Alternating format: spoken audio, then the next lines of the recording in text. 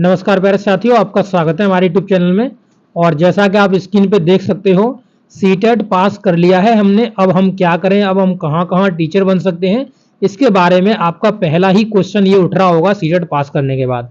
तो सभी लोगों ने सक्सेसफुली इस सीटेट को पास कर लिया है और पास करने के बाद जो पहला क्वेश्चन है वो यही है आपका। तो इसी क्वेश्चन का पूरा आंसर इस वीडियो के अंतर्गत दिया जाएगा कि आप कहाँ कहाँ टीचर के फॉर्म अप्लाई कर सकते हो और कहाँ कहाँ टीचर बन सकते हो आप। ठीक है, तो ये पूरी इन्फॉर्मेशन इस वीडियो में आपको दी जाएगी। मैं आप सभी लोगों से रिक्वेस्ट करूंगा कि इस वीडियो को जरूर से लाइक कर दीजिएगा, क्योंकि आप अगर इस वीडियो को लाइक कर देंगे तो ये वीडियो ज़्यादा से ज़्यादा लोगों के पास पहुंच जाएगा। तो थोड़ा समय निकाल के आप इसको जरूर से लाइक कर दीजिएगा, ये आपसे हमारी रिक्वेस्ट है। आप अगर चैनल पर नए हो तो चैनल को जरूर से सब्सक्राइब कर लीजिएगा, क्योंकि यहाँ पर लेटेस्ट इन्फॉर्मेशन आपको मिलती रहती है। जैसे ही कोई इन्फॉर्मेशन आती है मैं यहाँ पे अपडेट कर देता हूँ, तो आपको इधर उधर भटकने की कहीं भी जरूरत नहीं पड़ती है। ओके, तो चलिए वीडियो को स्टार्ट करते हैं। तो देखिए साथियों, आप अपनी स्क्रीन पे देख सकते हो सीटेट पास करने के बाद क्या करें। ये सबसे पहला आपका क्वेश्चन आपके दिमाग में उठा है। ठीक है, अब इसका आंसर देने जा रहे हैं, आप पूरा वीडियो में अंत तक बने रहिएगा। ठीक है, देखिए तो यहाँ पर एक एक पॉइंट पे बात करेंगे ताकि आपको सही से मैं यहाँ पे समझा सकूं। तो बहुत सारे लोगों के मन में ये सवाल होगा कि आखिर अब क्या करें। बाकी कई लोगों को वैसे ही रास्ता पता है।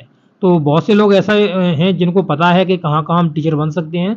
जो नए कैंडिडेट्स हैं जिनको नहीं पता है, जो सीटेट क्वालिफाई करा हैं उसके बाद भी उनको ये जानकारी नहीं है कि हम कहाँ का टीचर बन सकते हैं, तो वो वीडियो में अंत तक बने रहेगा। और जिनको पता है वो भी अंत तक वीडियो में बने रहिएगा, क्योंकि आपको भी यहाँ से बहुत नए पॉइंट्स देखने के लिए मिल जाएंगे। ठीक है, देखिए पहला ही आप देख सकते हो, यहाँ पे हर एक पॉइंट पे बात कर रहे हैं तो हर एक पॉइंट को अच्छी तरीके से बिंदुवार समझाएंगे। सीटेट के आधार पर इन विभागों में ले सकते हैं जॉब। तो किन किन विभागों में जॉब ले सकते हैं, पहला आ गया आपका केंद्रीय विद्यालय संगठन। तो ये जो केवीएस आपने सुना होगा, इसे केंद्रीय विद्यालय संगठन बोलते हैं। तो ये केवीएस की जहाँ जॉब्स निकलती हैं, जहाँ पर आपका हो गया प्राइमरी के बेस पर हो गया, जिसमें आप प्राइमरी में देखेंगे तो आपको यहाँ से 1 से लेकर के 5 तक के टीचर बनने के लिए मौका मिलता है।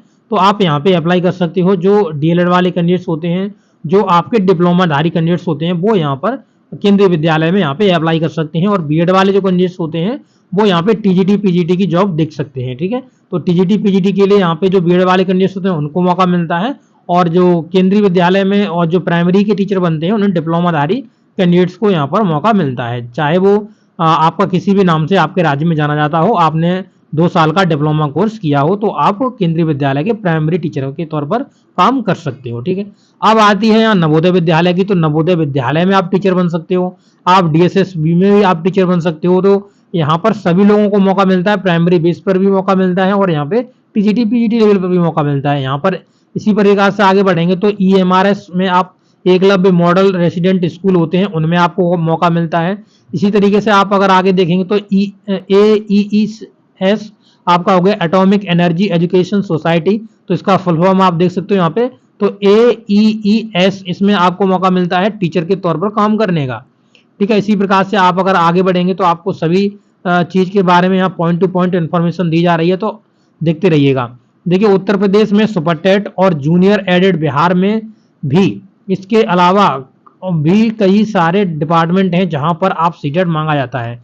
तो आपने अभी देखा होगा, जैसे देखिए यूपी में यहाँ जो सुपरटेट होता है तब यहाँ पे सीटेट को वैलिड किया जाता है। और यहाँ पर जूनियर एडेड की वैकेंसी आती है, उसमें भी सीटेट की जरूरत पड़ती है, क्योंकि जूनियर एडेड वाले में आपको 6 से लेकर के 8 तक का टीचर बनने के लिए यहाँ पे मौका दिया जाता है।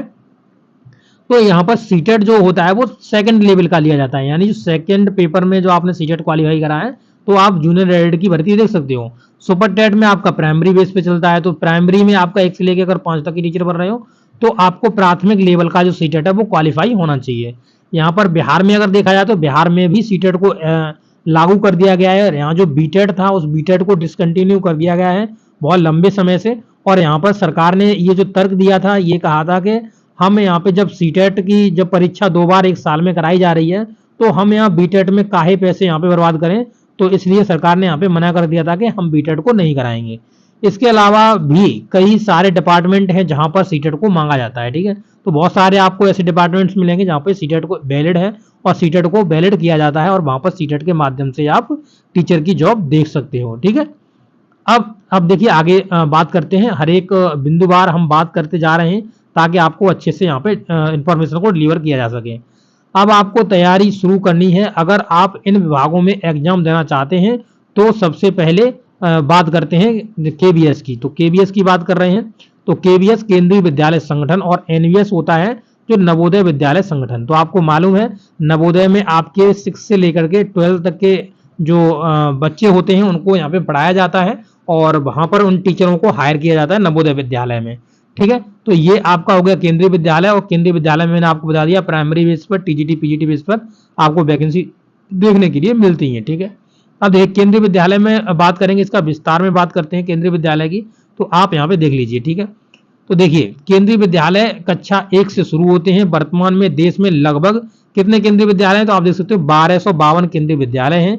इन सभी विद्यालयों में आप पीआरटी मतलब प्राइमरी के जो टीचर बनते हैं 1 से लेकर के आपके 5 तक जो टीचर बनते हैं उनके लिए आप अप्लाई कर सकते हो। टीजीटी हो गया आपका, टीजीटी में आपका 9 से लेकर के आपका 10 होता है, तो यहाँ पे ये टीजीटी का बेस कहा जाता है। और पीजीटी जो होता है वो आपका 11 से लेकर 12 तक का टीचर बनने के लिए आपका पीजीटी का होता है। ठीक है, तो ये आपके बनते हैं।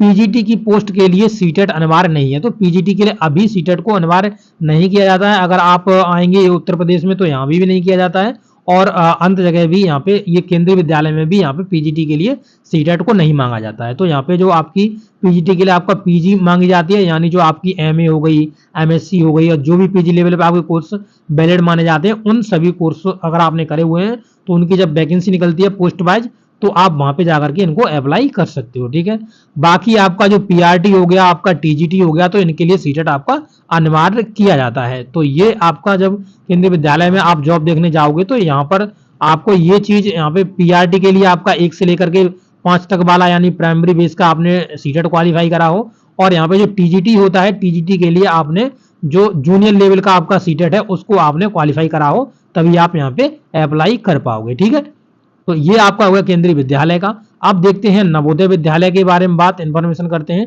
देखते हैं। तो देखिए ये आपका नवोदय विद्यालय का हो गया।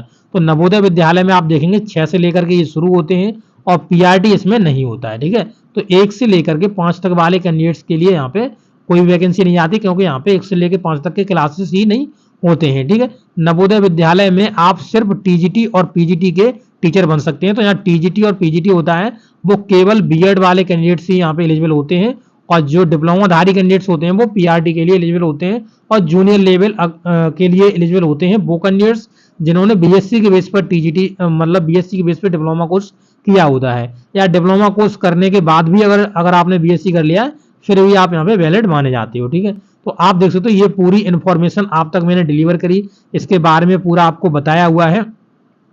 तो यहाँ पर जो डीएसएसबी होता है इसमें भी आपको प्राइमरी बेस पर आपको जॉब्स देखने के लिए मिलती हैं। ठीक है, और इसमें बहुत सारे विभागों में इसमें जॉब देखने के लिए मिलती है आपको। तो अभी भी इसकी जो ईएमआरएस है इसकी वैकेंसीज अभी भी चल रही हैं वर्तमान में, जिसके फॉर्म पड़ चुके हैं, जिसका एग्जाम भी आपका बहुत जल्द ही होने वाला है, अक्टूबर में ही इसका एग्जाम लगा हुआ है। तो ये सभी जो आपकी जॉब्स हैं आप इनमें देख सकते हो, इनकी पूरी इन्फॉर्मेशन आप ग्रहण कर सकते हो, अलग से इनकी इन्फॉर्मेशन ले सकते हो। शॉर्ट में मैंने आपको इन्फॉर्मेशन ये डिलीवर कर दी है। तो आपको ये वीडियो कैसा लगा है, अच्छा लगा तो अपने दोस्तों के साथ जरूर से शेयर करिएगा। ओके, मिलेंगे नेक्स्ट वीडियो में। Thank you.